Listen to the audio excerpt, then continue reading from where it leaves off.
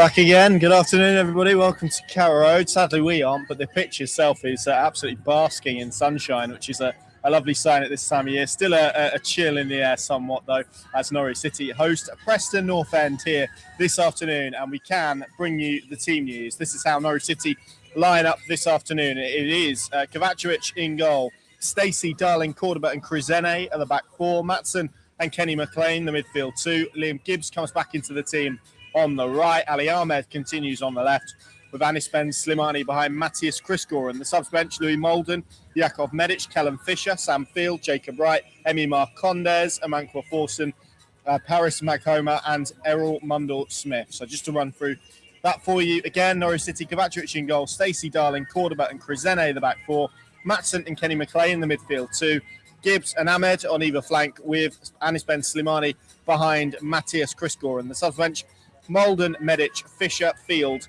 Wright, Marcondes, Forson, Maghoma and Mundell-Smith. That is how Norwich City line up this afternoon as they bid to keep on what has been a really impressive run of form under Philippe Clement since he took over. Tony Springett, who started the game in midweek, not in the matchday squad, makes way. Emi Marcondes comes back onto the bench for him. Pelle Matson with his first start in a little while, obviously made that long-awaited comeback, and it was interesting. Paddy was in the room. We'll come to him in a moment. Was asked about, how quickly can Pelle Matson be pushed, and he kind of said that base of fitness that he has, that ability that he has to maybe get up to speed a little bit quicker than other players, and it's all individual, is maybe a little bit higher than other players, enabling him to maybe push him ahead a little bit earlier, which has happened, and he starts today alongside Kenny McLean, which is really good news. And it's an interesting team selection. A few talking points. Paddy, let's start there. Pelle Matson back in. It's big for Norwich City.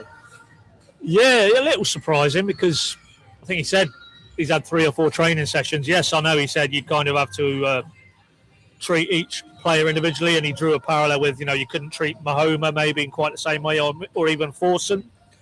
But clearly Pelle Matson probably underlines how important he is. Even, that midweek cameo, the difference almost it felt in terms of the drive and the dynamism and the energy in that midfield. And no reflection really on Field or McLean for that matter. But, we carried those quotes. You turned them around yesterday from Philippe post-game. There was a Danish journalism operation here midweek, and clearly doing a little piece with Pelle, but they also asked Philippe about him, and he said, look, words to the effect of, this guy is the full package. He's going places, and you hope that Norwich can keep pace with him. So implicit in those comments is how highly he rates him, and if that's the case, and fitness-wise they feel he can go from the start, then why wouldn't you get him back in? Harsh on Field to a degree, but prior to his injury, Pelle Matson was one of, if not the first name on the team sheet for me. So get him in again today. They'll need maybe his drive and his dynamism against Preston, depending on how Heckingbottom goes. If it's a stodgy kind of try and break us down type of game, you might need that almost will-o'-the-wisp energy that he brings, and he's everywhere, isn't he, Pelle Matson? So not surprised. Little surprised Fisher drops out, but again, you might now be just in a scenario where he's played a lot of football. He switched to the left midweek. Maybe the right time for him is just to have a breather, and have just popped into the head.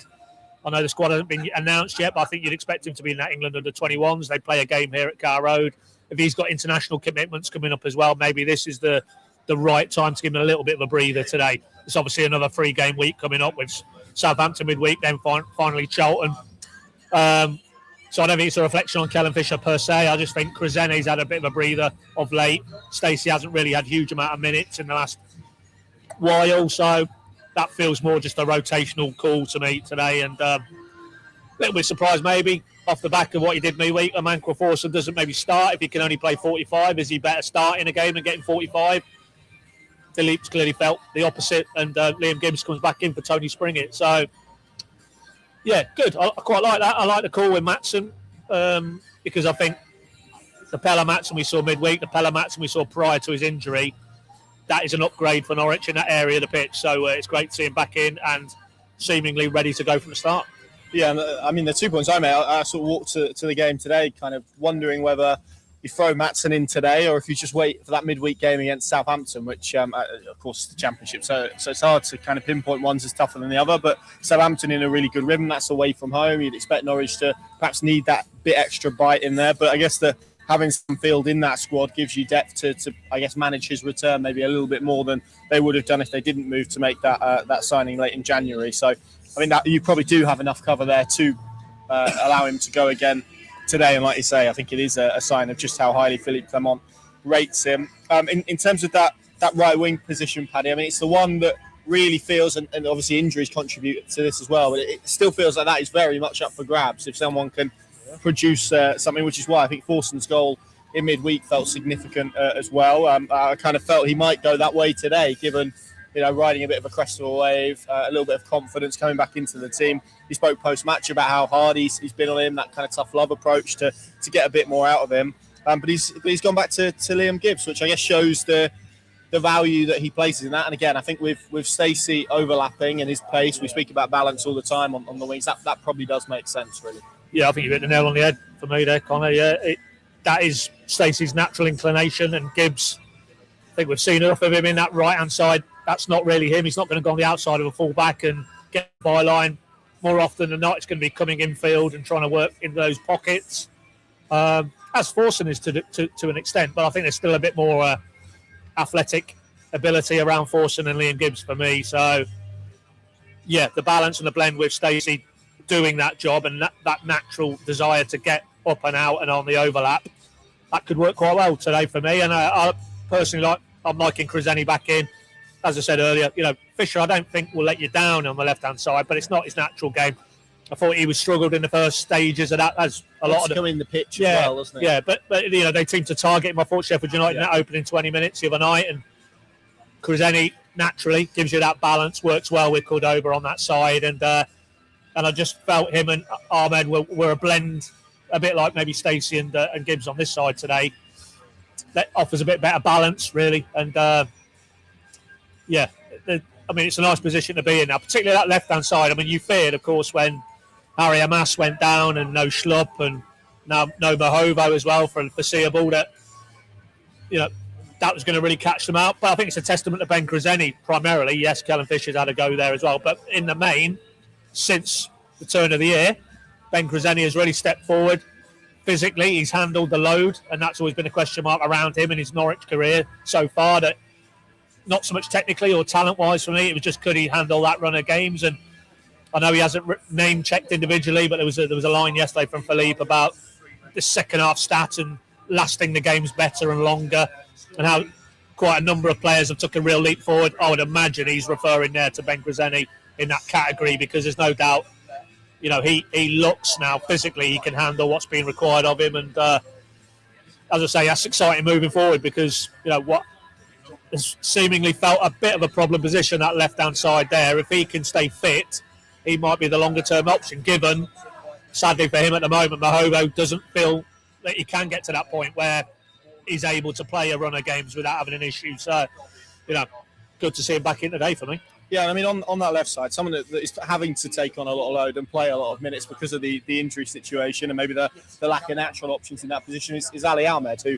obviously came in January on the back of having completed a full MLS season as well. I mean, managing that and I guess managing his work rate is going to be key, because I think we've seen recently, I don't think it's controversial to say there's been a dip in performance from him, and I think that with the context and with the mitigation that we've just mapped out is probably understandable, but it's something because of the overall situation he's having to do. So you just worry, I think, a little bit about him in terms of his load. Obviously, international break coming up where you would expect him to go away with Canada and play again a little bit more. It's going to be interesting to see how they manage him, not just today, but for the rest of this week heading into that break. Yeah, that is, whoever Canada got should know this, but I will look it up. Yeah, but I mean, it's the travel with him as much as anything else, isn't it? I've got a feeling they are not nearby, but okay, so they're based in Europe then. Yeah, I've got a feeling they might. Okay, well that's an upside, because you don't really want him sitting on a plane going that length. Cordoba as well. They've got Iceland, and they have got Tunisia. Potentially a game of Slimani there, or if. The Norwich derby, April the 1st. Tunisia. If he gets the call, which you would think the way he's gone so far, why wouldn't you be in their thoughts? And but it's almost it's what we just talked about with Creseni. It's needs must, isn't it, on that left hand side? No Papa Jallo. You don't have the option to interchange with no Makama. You've got no Jurasek at the moment in those wider areas. No, it is Toronto. Who plays there? BMO Field. I know an ex-Norwich player who plays there. That's where Canada's friendly against Iceland is. We won't open up that can of worms. But I think it's safe to say from the heights he'd hit when he first came through the door, that Wrexham away game, there was the home game here against Coventry, one or two other ones where he was just a ball of energy, and you thought, what a great piece of business. And it still looks a great piece of business. But I think there has been that natural tail off, inevitably, the grind of, and you've effectively had maybe 1 week's off season, and then you picked it up again between finishing with the MLS at back end of last year and starting again. And then all the mitigation of dropping yourself into England and the cultural differences and the Championship, quite a unique league in its own right. So probably inevitable, but I just get to see some signs in the last 2 or 3 games. I think he's kind of getting back to those levels, and I thought he was good here, as Norwich were collectively in that final sort of hour against Sheffield United. He was getting on the ball. He was trying to square up his fullback. And I think with Kraseni there going on the outside of him today, I think that works quite well, because I get the sense he likes to come infield a little bit. So, but there's no doubt he's probably one who does need a breather, and looking, as we have done now, at that international schedule, he's not going to get it. So, again, is he one when we get to Southampton and maybe more so Charlton that Philippe naturally has to think, well, I've just got to give this guy a breather. Doesn't want to, I'm sure, but, what you don't want is what sadly has been too often the case at this club in the last 2 or 3 seasons, which is players breaking down, maybe because of the load and what they've been asked to do. So, preemptively, it might be that, we won't see Ali Ahmed in all 3 of these upcoming games, really. But nevertheless, I think him and Kraseni, I think that is, as it stands right now, available-wise, that's probably Norwich's strongest left flank. And it's good that Matsson's in the mix with his natural left-sided element to it as well. Kenny as well. They are stacked that side of the pitch. And I think we've seen quite often in these recent games, predominantly they are going down the left-hand side, and it wouldn't surprise me again if Ali Ahmed is going to be very pivotal to Norwich's attempts to try and break down what you feel will be quite an obdurate Preston setup. Yeah, it's good to see Mo Toure. Actually, he's been walking across the pitch as we've been speaking. He's due to be back after the international break, and he's walking, certainly no sort of crutches or anything. So that's hopefully a sign that he is moving in the right direction. Let's bring you the Preston team then. Paul Heckingbottom has made 4 changes to his team. They've got Iverson in goal, Story, Lindsay, Hughes, Offia. Whiteman is their captain. Thompson, Small, Andrew Moran, who makes his first start for the club since signing on deadline day from Brighton, and of course a familiar name in there, Lewis Dobbin and Jefferson up front. Their subs bench: Cornell, Valentin, Vucevic, Potts, Robbie Brady does make it. It was a bit of a doubt for this game. Alfie Devine, Smith, Lukovic and Osmajic. So that is how Preston line up. And it's interesting play to look at their form, really, because for a lot of this season, particularly when we went to Deepdale, there were a lot of conversations about them pushing for the playoffs and being in a really good place under Paul Heckingbottom, who hasn't lost any of his 5 meetings against Norwich, by the way. No. And yet their form has dipped significantly. I think it's 1 win in 10 championship games. They've lost 3 on the spin.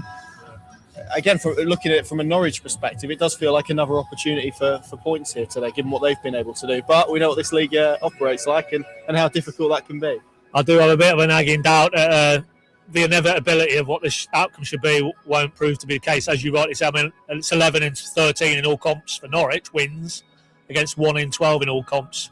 Yeah. Should be a cruise today. But as Clement said himself yesterday, that's this championship. Every time he has a post-match with any of these rival managers, they talk about you just cannot go into any game, anywhere, any part of the season and think it's a done deal. As you referenced, Charlton going to Middlesbrough and getting the result midweek. Not sure too many would have expected that. So, yeah, my fear is that at some point, and let's not forget, it was only December. When Norwich went there just before Christmas, they were not only in top 6 contention, they were, I think, 3rd or 4th, and they were firmly in the mix for the top 2. The cliff they've fallen off is something else. It's Stoke, isn't it? Really? It's the reverse of Norwich, effectively. So, at some point, you fear that has to bottom out, and you hope it isn't today. But I thought it was interesting. I saw a little bit of Heckingbottom's pre-match, and I think he's getting a little bit fractious with some of the lines of questioning. I think there's elements of the fan base who aren't happy now and a feeling things have to change in some way, shape or form. and he seemed to reference that about almost the tone of the questioning he's getting now is, thank you, thank you. Is it now? Thank you. Time for, I don't know, the inevitable head coach clarion call going in, which would seem a bit previous, even off the back of a very, very prolonged downward spiral in results. But I think there's a few ownership issues swirling around Preston. I think the club is up for sale, and they're trying to, maybe make a change in the boardroom, and that creates a degree of uncertainty. But there's absolutely no doubt. When Norwich went to Deepdale in December, you thought, well, that's a very well drilled. I mean, Lewis Dobbin was performing. Is he actually in the 11 today? Yeah, because he was on the bench midweek. So let's hope that isn't the narrative today. But he was very, very good for them in that front end. A lot of it was just very, very solid, very streetwise. I thought, which is Preston to a T in the Championship, really, most seasons. But he was a bit of an X factor for them. And of course, that was a game. Karma scored late. They looked like they were going to get that win, and then they conceded a real bad goal deep in stoppage time, and but that probably underlines with Preston, they're never down, they're never out, and that's why I think today could be a very difficult assignment for Norwich, even though they go into it on the back of the most informed team in the Championship over the last 10 games if you look at the points haul. So, but we'll see. But there's no doubt, I don't think Preston are as bad as 1 win in 12. Equally, they probably wasn't quite top 3, top 4 contenders. They just started the season very well. So they're probably somewhere in between. But for me, that's why today this isn't the rollover that you look at the form guide and think it might be. No, agreed. And I think, as I said, they were Heckingbottom's record, really. In terms of the style of football that he plays, it does feel like one that is potentially more suited to being away from home in terms of the way that they would set up. I think I've got a count of 4 centre-backs they're starting today. So it'll be interesting to see quite the dynamic of how that works. I suspect it will be a back three for them, as it has been for so much of the season. And that will ask questions of Matthias Quistgaard, and that maybe feels like the last point, Paddy, before we come on to score predictions and whatnot. Clearly, Errol Mundle-Smith is knocking on the door in a big way, it feels like, in terms of, I thought it was another really good cameo off the bench. He's a different profile. What do you make of that situation at the moment? Because, again, Mo Toure back on the horizon, as we said. It's a difficult one, isn't it, in terms of profile, because it doesn't feel like he is a Clermont striker. We've spoken about this so much, but how do you feel he's doing? And again, does it feel like there's needs to be a bit more of a return in terms of goals from his perspective? All day long, and he'd be the first because he is a striker, and he will measure his contribution in goals. I know Clermont, I thought that was almost a subliminal messaging yesterday when he was talking about, no, for him, strikers are what they do in terms of leading the press, in terms of opening up spaces for other players. He doesn't simply measure a striker in their goal output, but most strikers do tend to measure themselves by that. There was a match day interview with McCarmer, I remember, about 2 months ago in the Norwich programme, and he said he will measure his success this season first at this level in terms of his goal output.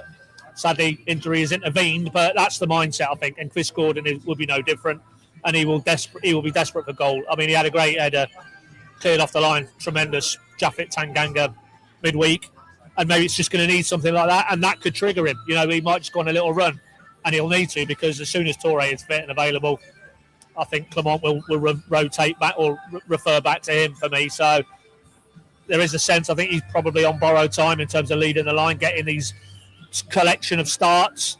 And if we get to the point where Mo Toure, the other side of the international break, is available, and you look back at this block of games and Chris Gordon hasn't really contributed in terms of goals, I don't think you could have any argument if he comes out the side again. And maybe that was, it looked visible frustration when he got hooked midweek, I thought. There was a few reports he went straight down the tunnel. He did go down the tunnel, yeah. I don't know if he reappeared. Toilet, who knows? But his body language suggests that he wanted to stay on and he wanted to get a goal, and was getting a little bit frustrated because there's a clear, consistent pattern. 60 minutes, 65, off you come, on you go, Errol Mundle-Smith.